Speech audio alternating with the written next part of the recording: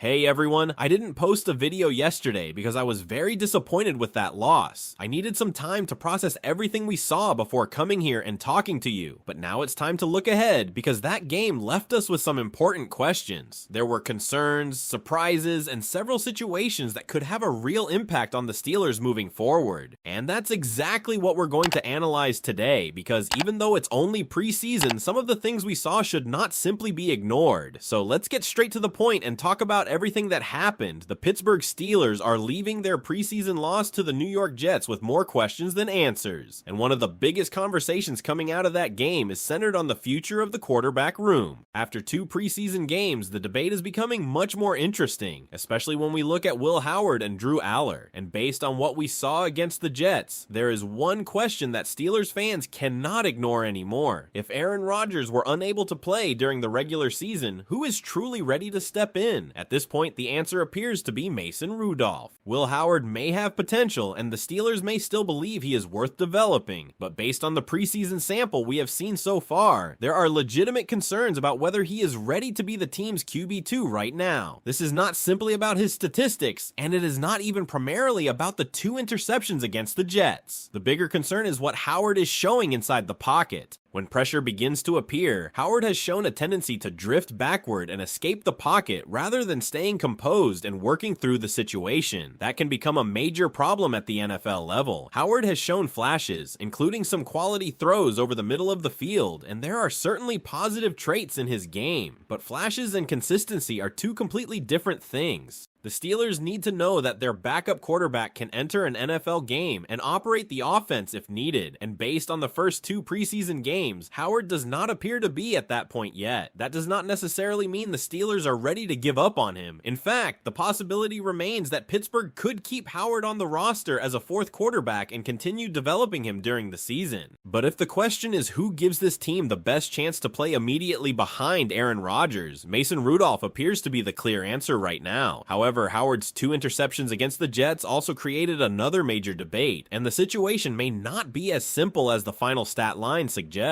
According to the film breakdown discussed in the source material, both interceptions were at least partly connected to Roman Wilson's route execution. On the first interception, Wilson was running a shallow crossing route. The issue was that instead of keeping the route flat, he drifted toward the end zone. That movement allowed the safety to close on the throw and make the interception. If the route had been run flatter, the outcome could have been completely different. The second interception created similar concerns. Wilson was again described as drifting in his route against man coverage, which allowed the defender to undercut the throw. From that perspective, the interceptions do not necessarily tell the full story about Will Howard's performance. In this analysis, the problem was not simply Howard making 2 bad decisions. The lack of precise route running may have played a significant role in both turnovers, and that creates serious pressure on Roman Wilson. Wilson reportedly had a solid start to training camp, but the details in route running remain extremely important. Against Aaron Rodgers, receivers have to be where they are supposed to be. Quarterbacks and receivers must see the same thing and react the same way. If a receiver drifts or changes the timing of a route unexpectedly, the entire play can fall apart. That is why the concern surrounding Wilson is not necessarily about one bad preseason game. It is about whether the same issues could follow him into the regular season. The source material specifically raises the concern that similar attention to detail in route running had previously been a problem for Wilson. If those mistakes continue, the competition at wide receiver could become even more interesting. Because another young player could benefit, Jeremy Bernard has been mentioned as someone who could potentially move into a larger role. If Roman Wilson struggles with the consistency and precision expected within the offense, Bernard could eventually receive more opportunities. The situation is still developing, but Wilson cannot afford to let technical mistakes become a recurring problem. Then we move to the other young quarterback in this battle, Drew Allar, and his performance against the Jets may have been much better than the numbers initially suggested. Allar completed less than 50% of his passes, but the source material notes that there were 7 drops charted during the game. If even 5 of those 7 passes had been caught, his completion percentage would have been dramatically different. This is exactly why preseason statistics can sometimes be misleading. A quarterback can make the right throw, deliver the ball accurately, and still watch the play end as an incompletion because the receiver fails to finish the catch. And according to the analysis, Allar made several impressive throws throws despite playing with less talented supporting players around him than Howard. He made an out-of-structure throw while rolling to his left, delivered a difficult throw over the middle during the 2-minute drill, and made seam throws late in that drive that were not completed. These are the types of plays that show what a young quarterback can do even when the final numbers do not fully reflect the quality of the performance. This is where the quarterback competition could become even more fascinating during the final week of the preseason. There may be little reason to give Aaron Rodgers significant action at this stage. There may also be an argument that Mason Rudolph does not need a large amount of work either. If that is the case, the Steelers could use the preseason finale against Buffalo to give their young quarterbacks as many meaningful opportunities as possible. And if Mike McCarthy wants to see what Drew Allar can truly do, the final preseason game could be the perfect opportunity to put him in a better situation and give him a chance to work with stronger players on the depth chart. Right now, the source material suggests that Allar is showing better pocket presence and playmaking instincts than Will Howard. That does not mean Howard has no future. Howard has shown flashes that could eventually develop into the profile of a capable NFL backup quarterback. But when looking at which young quarterback currently appears to have the greater promise as a potential future starter, Drew Allar is making a strong case. So now the question becomes impossible to avoid as the Steelers prepare for the preseason finale. Should Mike McCarthy give Drew Allar the opportunity to start and see what he can do with a bigger opportunity, or should Will Howard get another chance to prove that he can still be the future QB2 behind Aaron Rodgers? What do you think, Steelers fans? Who should start at quarterback in the preseason finale against Buffalo, Will Howard or Drew Allar? But the quarterback battle is only one part of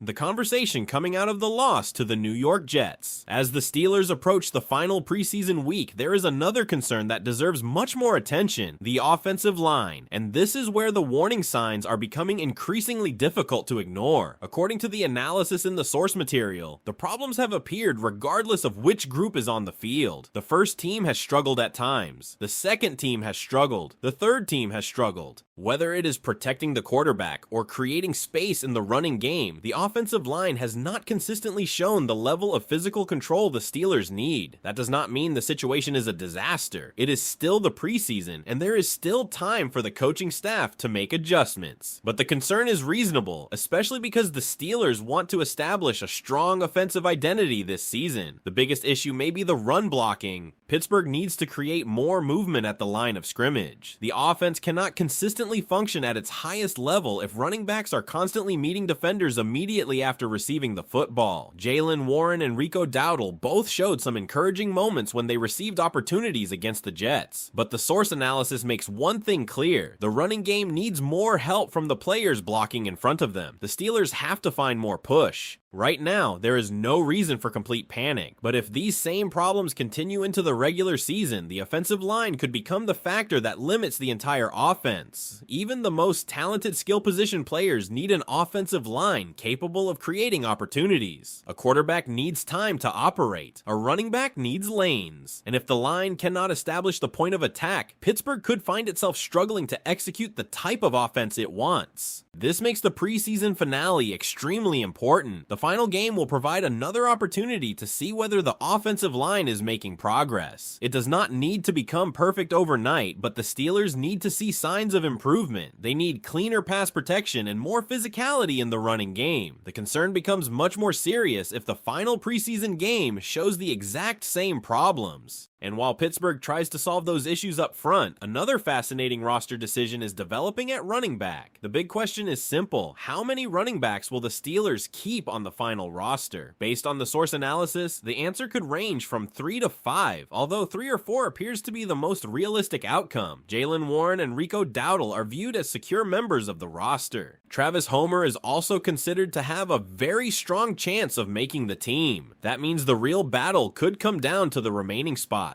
Could the Steelers keep a 4th running back? And if they do, who will earn that position? Kaleb Johnson received more opportunities against the Jets than he did in the preseason opener against Green Bay. His increased workload has now created a real question about whether he can fight his way onto the roster. But the competition does not end with him. Lew Nichols is also part of the equation. The Steelers could ultimately decide that carrying an additional quarterback is more important than keeping extra depth at running back. If Pittsburgh keeps 4 quarterbacks, another position group may have to lose a spot, and running back could be one of the areas affected. That is what makes the situation so interesting. There is also another factor mentioned in the source analysis: Jeremy Bernard's versatility. Bernard is a bigger player and is considered effective after the catch. In an emergency situation, his versatility could potentially give the Steelers another option in the backfield. That kind of roster flexibility matters when the team is trying to decide whether it can afford to carry an extra running back. If the Steelers believe Bernard gives them enough flexibility in certain situations, they could decide that 3 traditional running backs are enough. On the other hand, injuries can change everything during an NFL season, and having a 4th running back could provide valuable insurance. So the final preseason game could be enormous for Kaleb Johnson and Lew Nichols. Every carry matters, every block matters, every opportunity on special teams could matter. At this point in the preseason, players fighting for the final roster spots are not simply competing against the opponent on the other sideline. They are competing against the numbers game. The Steelers can only keep so many players. That is why the running back competition may not be decided simply by which player runs for the most yards. The coaching staff has to consider the entire roster. They have to consider the quarterback situation. They have to consider